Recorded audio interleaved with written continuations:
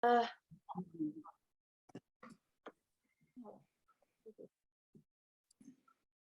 감사합니다.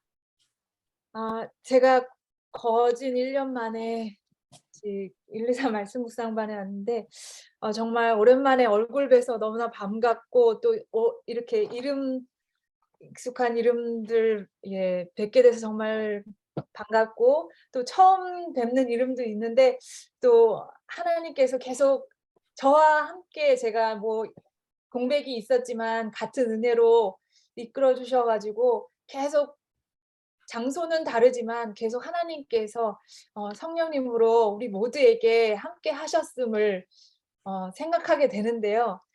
그리고 또 이렇게 저는 제가 2021년, 제가 그 일기장을 찾아보니까 2021년 3월부터더라고요. 그리고 그러니까 2021년 11월 둘째 주까지 출애굽기가 40장으로 되어 있는 말씀이잖아요. 네, 그 말씀을 1, 2, 3 말씀 묵상반에서 함께 나누었었어요. 제가 그러한 책임을 맡는 바람에 출애굽기를 한 장 한 장 자세히 들여다볼 기회가 있었거든요. 그것은 다른 분들보다도 또 저에게 하나님이 더욱 믿어지게 되는 계기가 되었습니다. 아멘. 출애굽기 책에 있는 여러 하나님의 능력을 이렇게 하나하나 말씀을 나누기 위해서 살펴보면서 자꾸 듣게 되니까 저도 모르게 그것이 믿어지게 되는 놀라운 역사가 일어났던 것입니다. 그래서 어 참으로 로마서 10장 17절 말씀에 믿음은 들음에서 난다고 이렇게 말씀하셨는데, 그 말씀을 제가 그 기간을 통하여 되돌아봤을 때, 그 말씀을 그렇게 그 기간을 통해서 그 로마서 10장 17절의 말씀을 정말 체험하는 그러한 기간이었습니다. 그 인연으로 인해서 제가 출애굽기에 우리가 다 알다시피 이렇게 성소의 이야기가 나오잖아요. 그래서 제가 오늘 성소를 주제로 말씀을 전하고자 합니다. 야고보서 1장 17절 말씀 먼저 보시겠습니다. 야고보서 1장 17절 말씀. 각양 좋은 은사와 온전한 선물이 다 위로부터 빛들의 아버지께로서 내려오나니 그는 변함도 없으시고 회전하는 그림자도 없으시니라. 좋은 것은 다 하나님께로 오는 건데요. 그 하나님이 사람처럼 변덕스러운 것이 아니라 한결같은 마음으로 계시다는 거죠. 우리는 하다못해 이렇게 날씨만 조금 안 좋아도 기분이 좌우가 되고 하는데, 하나님께서는 정말 한결같은 마음으로 어 저를, 그리고 우리를 사랑하신다는 것입니다. 회전하는 그림자도 없으시다고 했습니다. 우리 중에 그림자 없으신 분은 없을 거예요. 왜냐하면 우리는 다 해 아래에 있기 때문에. 근데 하나님은 변함이 없이 우리를 사랑하시는데, 그 하나님께서는 해 위에, 그것도 해도 아니고 우주 만물을 다 주관하신다는 것이죠. 해 위에 계시기 때문에 회전하는 그림자도 없는 것입니다.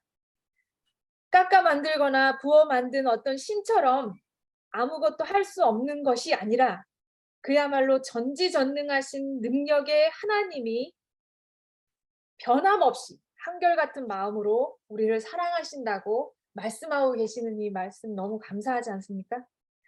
하나님께서는 제일 처음 아담을 만드실 때부터 그런 사랑의 마음으로 아담을 지으셨습니다. 가장 좋은 보금자리를 마련해 놓으시고 사랑의 마음을 담아서 그 사랑으로 이 사람과 교제하기 위해서 말입니다. 제가 여러 계기를 통해서 정말 하늘에 가고 싶다라는 생각을 한 적이 있는데, 그중에 하나가 오해 없는 사랑을, 이 청년 남녀라도 아무 오해 없이 말입니다, 그런 사랑을 하고 싶다는 생각이 들었을 때였어요. 제가 고등학교 때인데, 저는 고등학생 때 이제 경기도 외곽의 작은 그 교회를 다녔는데, 어느 해인가는 이제 그곳 사택을 이제 저보다 몇 살 많은지 모르겠어요, 그 오빠가. 그 청년 오빠 한 명이 자취를 하면서 이제 교회를 관리를 했어요. 근데 금요일에 인제 교회를 가려다가 그 오빠 생각이 나서 과일 주스, 이 생과일 주스였던 것 같아요. 그래 좀 담아 가지고 그걸 챙겨 가지고 그 오빠를 줄 생각으로 가져갔습니다. 근데 저의 의도와는 다르게 이 약간 이렇게 주춤하는 반응? 그리고 "난 너에게 관심 없는데?"라는 식의 이런 태도로 나오는 것이었어요.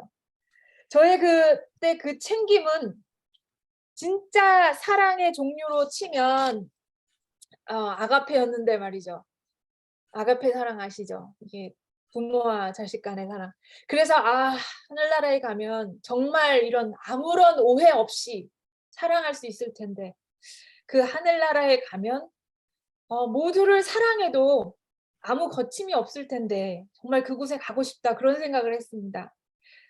정말 순수한 사랑, 그 이제 예수님의 사랑을 생각하다가 운전을 하다가 우연히 차창 밖으로 인제 신호대기에 걸렸는데 그 그런 사랑을 생각하다가 인제 차창 밖으로 나도 모르게 인제 히스패닉 분하고 눈이 마주쳤는데 이렇게 계속 그 예수님의 사랑으로 인한 생각 때문에 내가 미소를 짓고 있었거든요. 근데 그분은 이렇게 응대를 음흉한 미소로 응대를 하는데 그런 사랑의 주고받음 말고 정말 아무리 내가 가장 아름다운 미소를 랜덤하게 보낸다 해도 나와 같은 마음으로 가장 아름다운 미소를 반응하는 그런 순수한 사랑이 그런 사랑 있잖아요.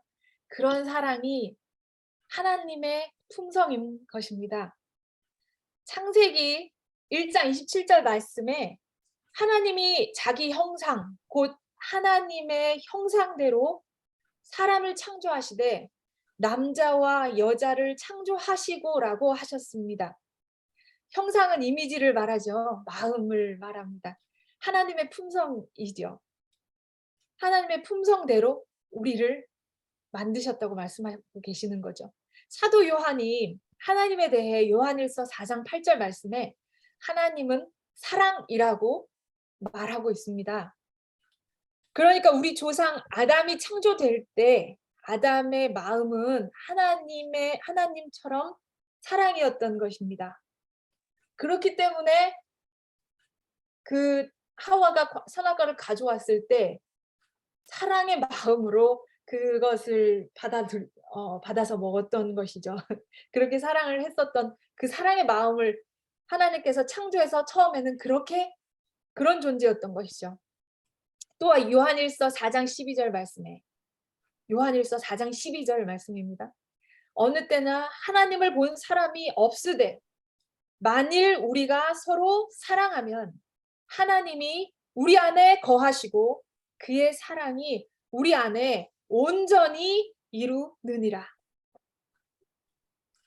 그러니까 사랑의 마음 그리고 제가 제일 처음에 소개해 드렸던 야고보서 1장 17 절의 말씀 각양 좋은 것 그러한 마음이 우리 마음속에 조금이라도 있다면 하나님이 우리 안에 거하신다는 것이죠. 하나님은 거룩하십니다. 그 사람과 다르게 하나님은 거룩하시죠. 그래서 하나님이 계신 곳, 그 거룩하신 장소, 거룩할 성자고 장소할 때 그 소자, 그래서 성소인 것이죠. 그래서 결론적으로 말씀을 드리면 사랑의 마음, 그 태초의 그 순수한 사랑의 마음, 그 마음, 하나님이 거하시는 그것이 성경이 말하는 성소인 것입니다. 물론 제가 출애굽기에서 이렇게 함께 다루었던 그 성소도 있습니다. 그것은 제가 차차 말씀드릴 텐데 그것은 성막 성소이고 제일 처음부터 이렇게 하나님께서 함께 하시는 그 자리가 바로 성소인 것이죠. 하나님과의 함께함을 회복하는 것이 우리의 최종 목표와 희망이라는 결론을 말씀을 먼저 드리겠습니다. 그래서 제일 처음에 아담과 하와가 하나님의 마음으로 하나님과 함께 교제했던 그곳 에덴 성소.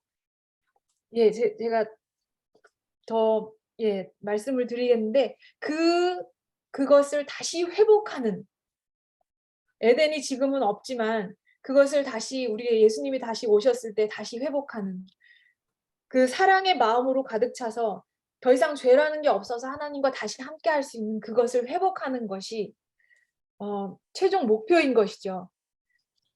그리고 그것을 표상으로 이 지구상에 마련해 놓은 것이 성소이고, 그것을 차근차근 말씀을 드릴 텐데요. 에덴을 창조할 때 하나님이 아담과 하와와 함께 계셨지요. 창세기 1장과 2장에 그 말씀이 나오죠. 그때 아무 거리낌 없이 하나님의 사람을 창조하신 목적대로 정말 그렇게 아담과 하와가 하나님과 교제했습니다.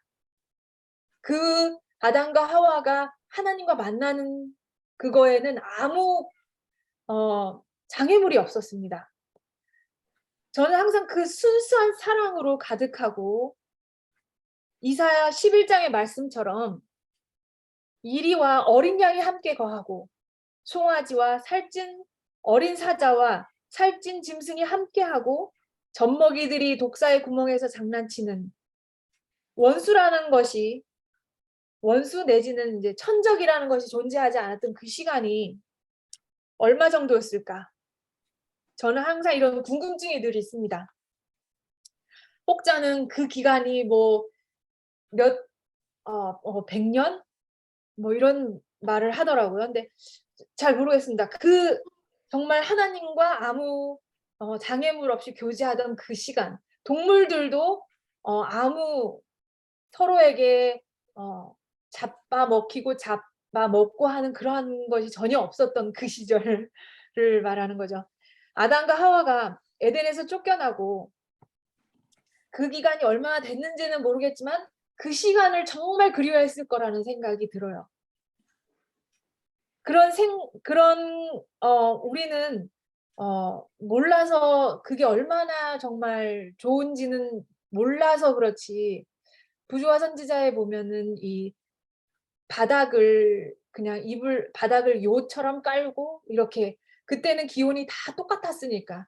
그리고 하늘 그것을 그냥 기온이 다 똑같고 아무 뭐 기온차도 느껴지지 않고, 그래서 이렇게 나무를 갖다가 꾸미고, 자연적인 그 이스라엘 백성들이 초막절에 꾸미듯이 그렇게 꾸미고, 또 하나님께서 만들어 놓으신, 그래서 이렇게 사람을 두려워하지 않는 모든 짐승들을 가까이에서 관찰하는 것이 그들의 즐거움이었다고, 뭐 그런 것을 읽은 적이 있는데, 아담과 하와가 거기 에덴에서 이제 쫓겨났잖아요. 그러고 나서 그 하나님과 교제함의 기쁨을 알았던 그 아담과 하와가 그 시간을 얼마나 그리워했을지, 그런 생각을 하면 정말 서글픈 마음이 듭니다. 우리는 그것이 어떤 것인지 모르기 때문에 그리워할 수조차 없지만 말입니다.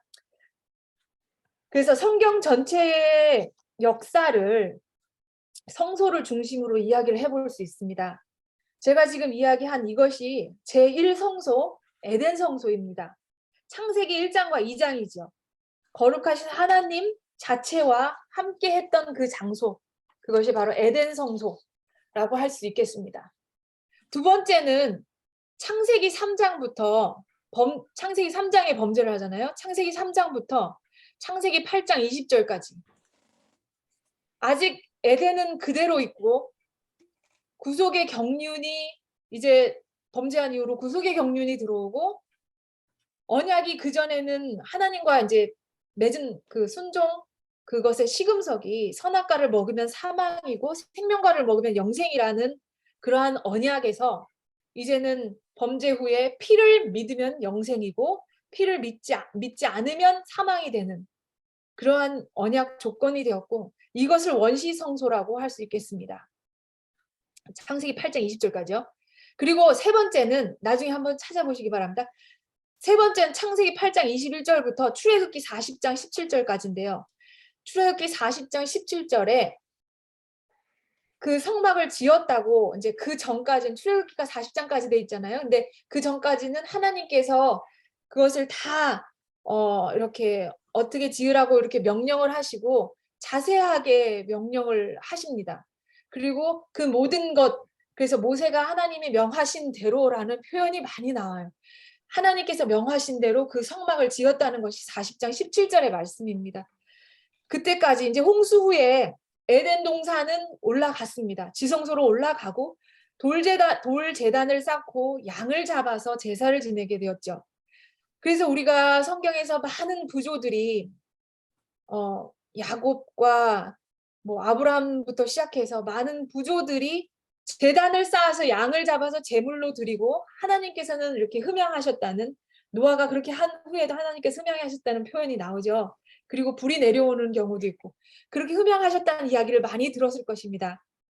이것을 우리는 세 번째로, 뭐 굳이 이렇게 나누자면 세 번째로 제단 성소라고 할 수가 있겠습니다.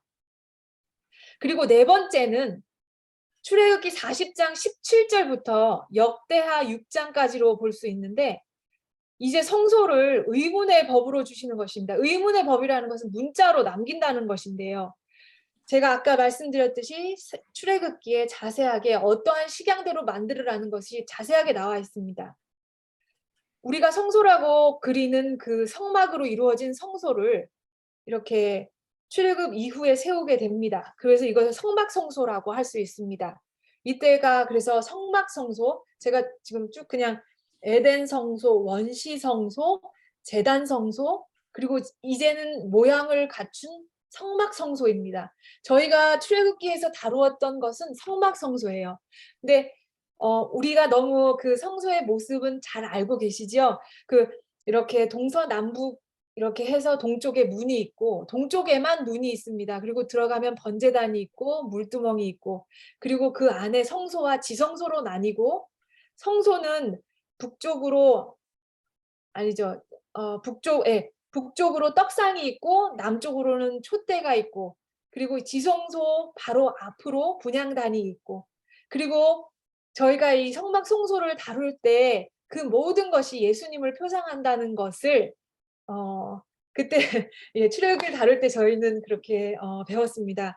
그래서 이 분향단이며 떡상이며 이 모든 것이 우리 예수님을 예표하고, 하다못해 그 성막을 위로 두른 그 모든 덮개들도 다 예수님을 상징하는, 그래서 거기 사용된 실들의 모든 것들도 예수님의 왕되심, 예수님의 그런 인자되심, 그러한 모든 것을 그 표상하는 것으로 예수님께서, 하나님께서 보여주셨고, 모세가 그 명한대로 출애굽기에서 그것을 성막 성소로, 아까 제가 말씀드린 출애굽기 40장에서 40장 17절에 그걸 세웠다고 표현이 나오고요. 레위기는 그 성소 이제 성막 성소를 짓고, 레위기는 이렇게 사실 그 출애굽기 그다음 레위기 민수기잖아요. 근데 출애굽기와 민수기 모두 다 창세기부터 다 모세오경은 모세가 썼잖아요. 근데 레위기는 한 달의 기간으로 만 그 기간을 통해서만 쓰여졌다고 말씀을 하시더라고요. 그래서 출애굽기와 민수기인데 레위기에는 순전히 다 제사에 대한 말씀이 나옵니다. 그건 다 모두 하나님께서 하신 말씀이죠. 그래서 성막 성소를 세우고 레위기에 어떻게 제사를 지내라고. 그래서 많은 분들이 레위기는 너무 졸린 이야기라고 생각할 수 있는데, 우리가 다르게 레위기는 하나님께서 정말 이 제사를, 너네가 구속함을 받게 되는, 너의 죄를 씻게 되는 제사를 똑바로 드리라고 하는, 그래서 너의 죄사함을 제대로 받으라고 하는 하나님의 어떤 사랑의 호소라고 보시면, 그런 관점으로 보시면 덜 잠이 졸리지 않지 않을까 하는 생각이 있습니다. 그래서 이게 성막 성소고요. 하지만 여전히 이동식 성소죠. 그래서 다섯 번째, 다윗이 정말 기특한 마음으로, 나는 이렇게 궁전에서 화려하게 이렇게 좋은데 하나님의 성전이, 성막, 이건 안 되지, 이런 마음으로 성전을 짓겠다고 하나님께 이야기합니다. 하지만 하나님께서 뭐라고 하시죠? 전쟁으로 인해 가지고 피를 너무 많이 흘려 가지고 너 말고 네 아들이 지어라고 이렇게 말씀을 하게 하십니다. 그래서 다윗이 그 모든 재료들을 다 준비를 해 놓고, 솔로몬이 정작 이제 성전을 짓게 되는 것이죠. 성경 말씀으로는 이게 역대하 6장부터 말라기까지의 내용이 되겠습니다. 성전 성소인 거죠. 이제는 더 이상 그 성막이 아니라 번듯한 건물로 된 성전 성소에 이르게 되는 것입니다. 그리고 이제 6번째로 보면은 마태복음부터 요한복음까지의 내용으로 예수님께서 이 망가진 지구에 오시게 되는 거죠. 요한복음 2장 19절에 거기에 뭐라고 나와 있냐면 예수님께서 이 성전을 헐라 이렇게 말씀하시죠. 이 성전을 헐라 내가 3일 만에 일으키리라. 이렇게 말씀하셨던 그 성전 솔로몬에 의해서 지어졌고 그 후에 다시 뭐 노예로 팔려갔다가 다시 지어진 그 성소를 이야기를 하는 것이 아니라 이스라엘 백성들, 이스라엘 그 제사장들이 되게 자랑스럽게 생각했던 그 성전 성소를 말한 게 아니라 예수님이 못 박히시고 사흘 만에 부활하실 것을 가리키시면서 예수님 자체가 성소임을 나타내시는 말씀이죠. 그래서 이 마태복음과 요한복음까지를 우리가 예수님 성소라고 명명할 수 있겠습니다. 7번째는 사도행전부터 요한계시록까지 시기적으로는 AD 31년 사도행전 AD 31년부터 현재의 시간까지 2022년 10월 23일 하나님이 계신 교회 우리 고린도전서 6장 19절에는 이렇게 말씀하시죠. 너희 몸은 너희가 하나님께로부터 받은 바 너희 가운데 계신 성령의 전인 줄 알지 못하느냐라고 정확히 아예 우리 몸이 성령의 전이라고 말씀을 하십니다. 예수님이 하늘로 승천하신 후에 이제 성령님을 보내셨죠. 육신으로는 우리 모두에게 거하실 수 없기 때문에 모두에게 거하실 수 있는 성령님을 보내셨는데 그분이 우리 안에 거한다는 것입니다.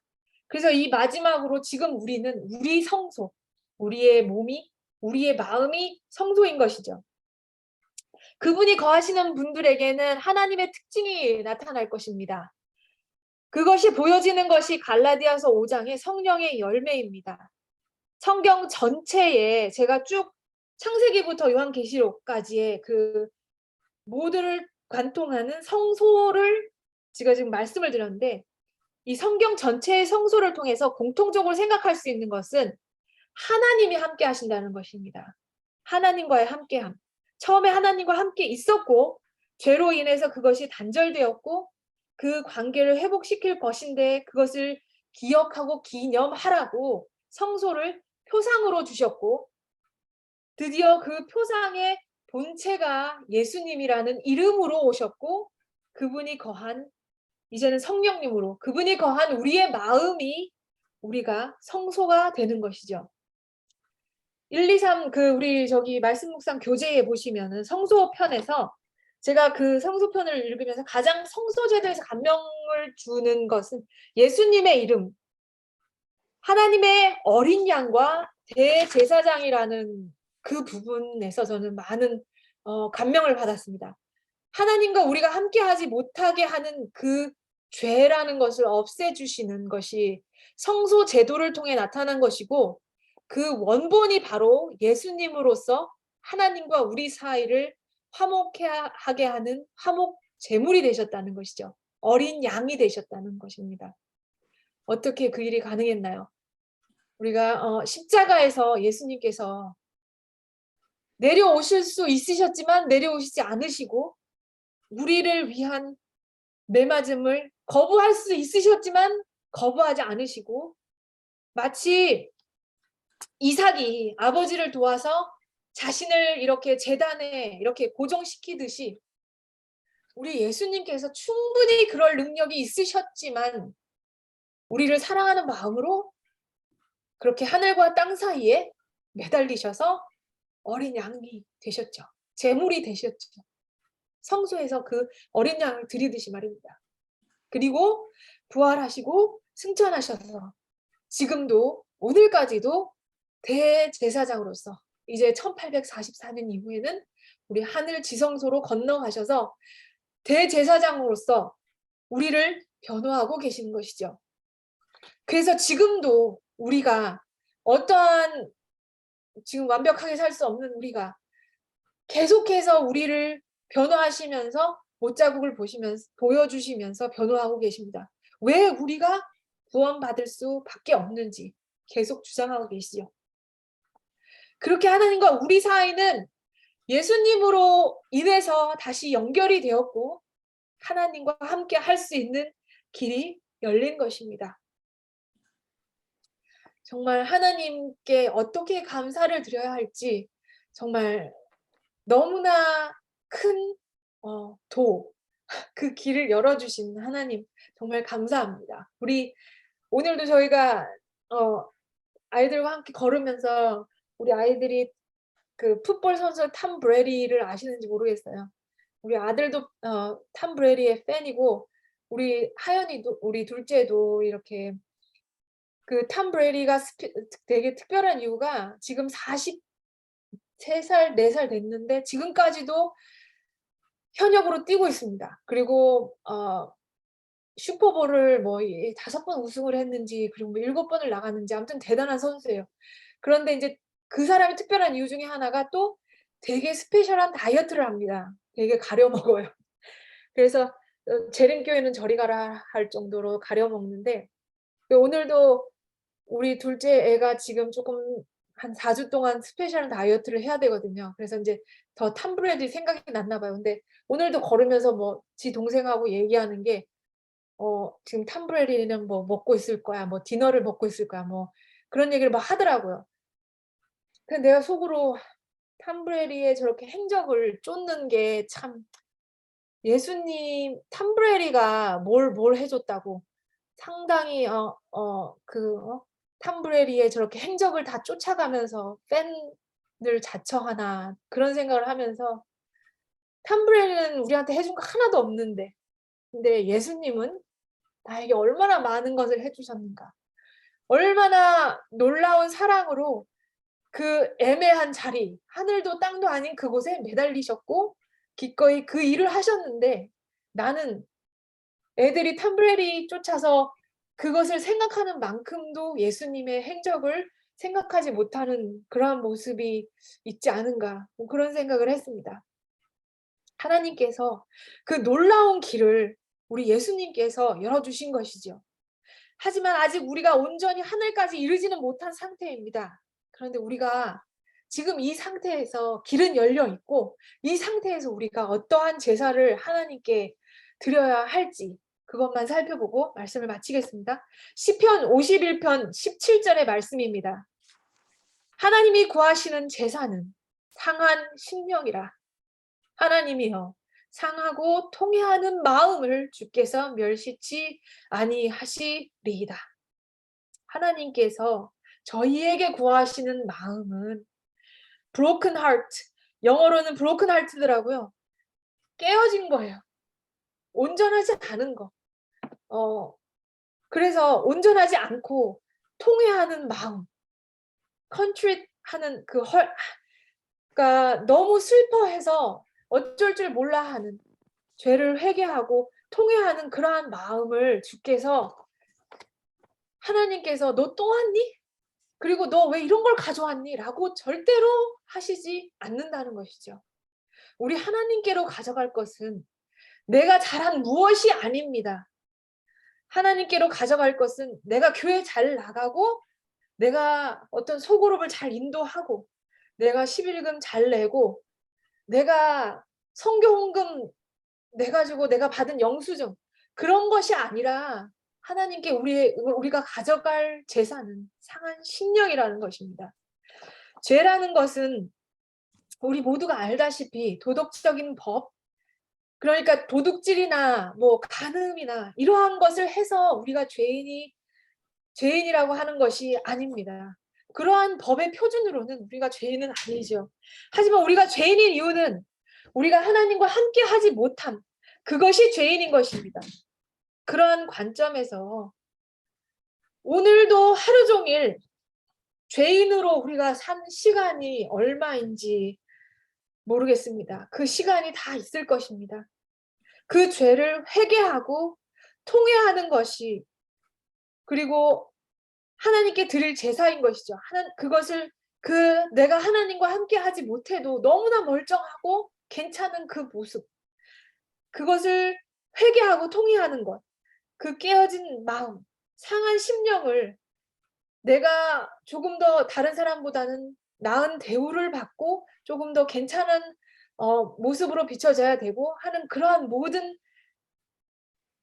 하나님 계시지 않은 마음. 그래서 그러한 마음이 조금이라도 있다면 상처받기가 너무나 쉬운 것입니다. 내가 죽지 않았을 때는. 그 상한 마음, 그 상한 심령을 하나님께 가져가는 것이 우리의 몸된 성소를 다시금 깨끗게 하는 유일한 제사 방법인 것입니다. 예수님만이 그렇게 하실 수 있으니까요. 예수님께로 가져가는 것입니다. 대제사장이신 우리 예수님께 어린 양으로 제물이 되실 뿐만이 아니라 하루에도 몇 번씩 가져가도 대제사장으로서 중보하시는 우리 예수님께서 다시 죄 없다 하시면서 하늘과 연결시켜 주십니다. 그래서 우리가 예수님이 오실 때까지, 제가 제일 처음에 소개드렸던 말씀, 하나님은 변함도 없으신다고. 우리가 이쁜 짓을 하든 우리가 정말 하루 종일 하나님 없이 딴짓을 하든 하나님은 변함없이 우리를 사랑하고 계십니다. 그리고 절대로 너의 더러운 모습 그대로 왔다고 책망하지 않으십니다. 하루에도 몇 번씩 가셔도 상관이 없습니다. 예수님이 다시 우리 오실 것입니다.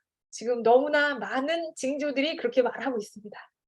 그 다시 에덴 성소가 회복될 때까지 우리 모두 계속해서 예수님께로 함께 나가시길 바라면서 말씀을 마치겠습니다.